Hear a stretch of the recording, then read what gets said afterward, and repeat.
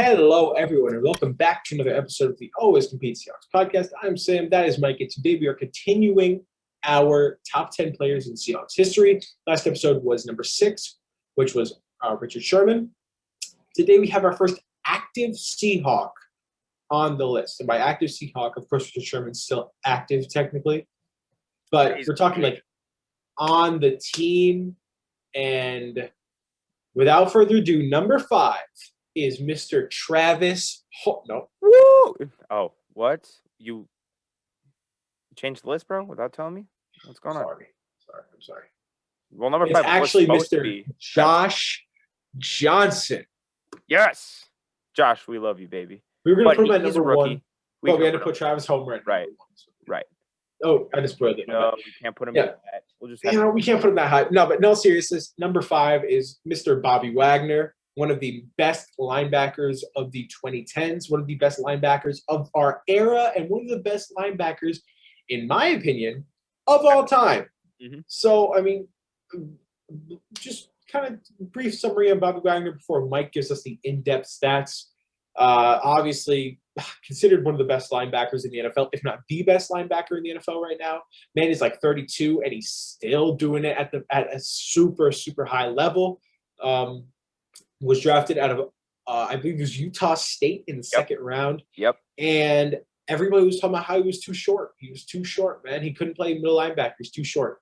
It's just too short. You know, he can't do it.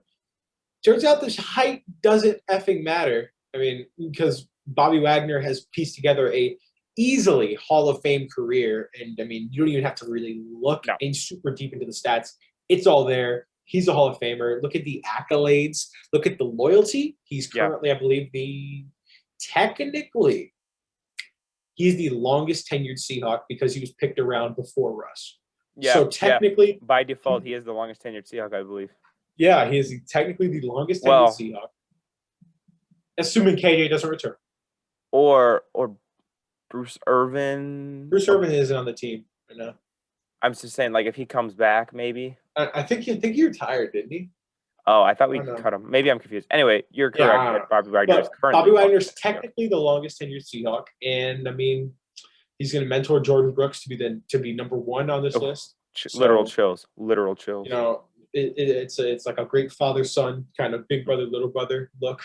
Yeah, seeing Bobby and Jordan grow. It's awesome. But Mike, go ahead and drop us some of his stats. So, I think some of this is just common knowledge. Bobby Wagner makes the Pro Bowl pretty much every single year. From 2012 through the 2020 season, he's made 7 Pro Bowls, made 6 All-Pro teams. Good Lord. Good Lord. One-time Super Bowl champ, obviously. He was named to the 2010s All-Decade team. And, you know, I can go through his stats right here. He's played 135 games in each season. I mean, he has been very, very healthy. The last 2 seasons, he's played 16, then 15, 16, 16, 50.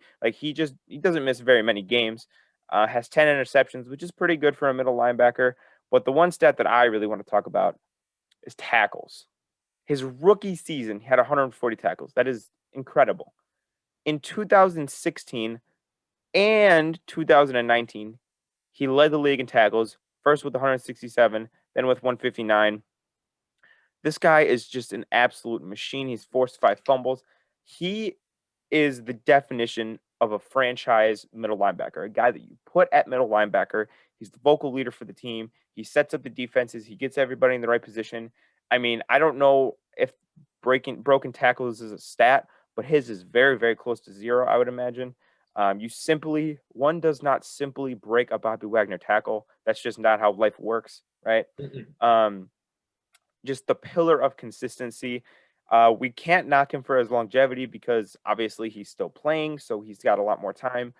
He's still playing at a very high level. Obviously, last year made the Pro Bowl, was still one of the best linebackers in all football. People trying to say, Fred Warner better. Get out of here. Bobby Wagner is better. Played, even at age 31, played very, very good football. Again, like you said, he's going to tag team this next season with him and Jordan Brooks.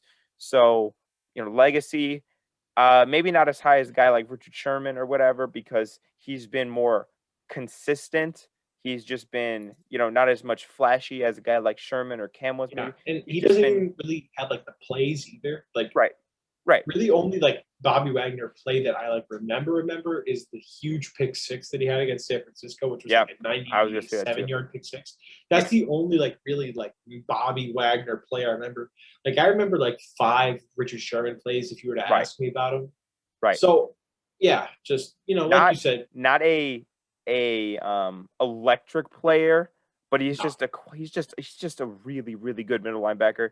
He doesn't talk much, so again, doesn't get points for being like Marshawn Lynch and being memorable there. He's humble, he is damn good at his job, and he just plays that middle linebacker spot really, really well. So obviously, for his stats, he gets huge check marks, achievements, check marks, team success. He's always been just a pillar of consistency in the middle of the field, and he's still playing at a very high level. So potentially, if we do this list in a couple years down the line, he could be even higher than number 5. But right now, he's at number 5. Sam, got anything else about Bobby Wagner? nah, I think that's honestly it. As always, subscribe to the channel, hit that bell, drop a like, subscribe to the podcast where we get your podcasts. Yep. And we'll see y'all next time. See you.